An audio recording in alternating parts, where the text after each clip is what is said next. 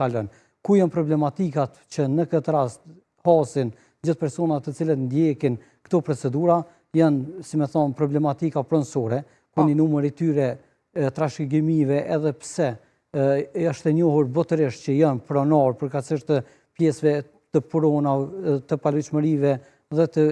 pjesëve tjera pasurore që i kalon trashëgimdhënësi, mirë po ato vetë në vetvete mund të paraqesin problematikë ose kanë probleme pronësore që janë duke u zhvilluar aktualisht. Pra, na e dim që edhe problemet pronësore në Prishtinë dhe në gjykatat e tjera zgjasin koha shumë. Këto pasuri të cilat janë në kontekste gjyqësore nuk mund të trashëgohen përkatësisht derisa të përfundon ose derisa dihet, si me thonë, pronësia ose vërtetimi i pronësisë i trashëgimtarit ose trashëgimdhënësit në këto pronat që kanë qenë në kontest. Pasi në rastet tjera, kur nuk ka konteste dhe gjitha pronat janë të pastërta dhe trashëgimdhënësi kalon në trashëgim gjitha pronat e specifikuara, atëherë procedura vazhdohet në gjykat dhe secili fëmijë ka të drejtë në pjesë të barabarta për ta marrë pasurinë që kalon në trashëgim. Kjo nuk ndodh jo gjithherë, përveç kësaj problematikës kemi edhe problematika tjera kur disa nga vëllezërit ose motrat të cilët ose fëmijët, ma konkretisht me qujt, janë pjesë e afërt e familjeve të cilët ose prindërve që kalon trashëgimin, ata mund të zhvillojnë një procedurë duke përjashtuar tek noteri, duke përjashtuar njërin prej fëmijëve ose dy ose më shumë prej fëmijëve nga kjo trashëgimi. Ata mund ta, si me thonë, duke mashtruar ose duke bërë veprime të kundërlidhshme, mund ta zhvillojnë këtë procedurë përballë noterit në raste të caktuara dhe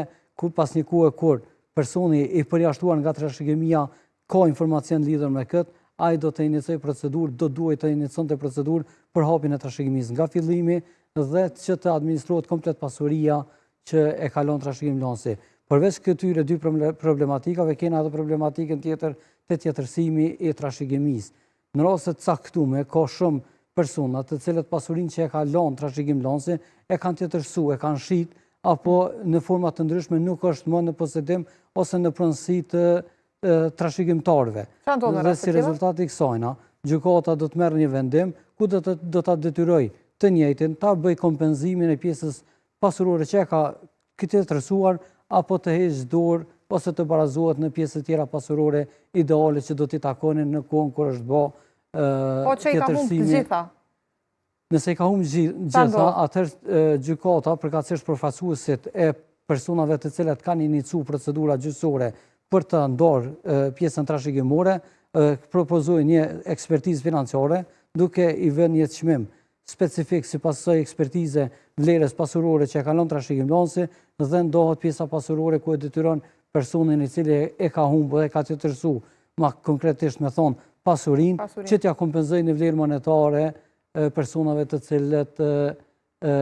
nuk kanë trashëguar. Janë problematika që hasin çdo ditë personat që shkojnë përballë gjykatave. Dhe shumë të ndihshme madje, duke marrë parasysh që shumica e këtyre janë lidhje gjaku, janë motër vëlla edhe normalisht situata rëndohet pikërisht për shkak të kësaj lidhje. Normal që trashëgimia mundet me quhet edhe deri tek problemet familjare, përkatësisht edhe deri tek dhuna në familje. Si rezultati i asajna,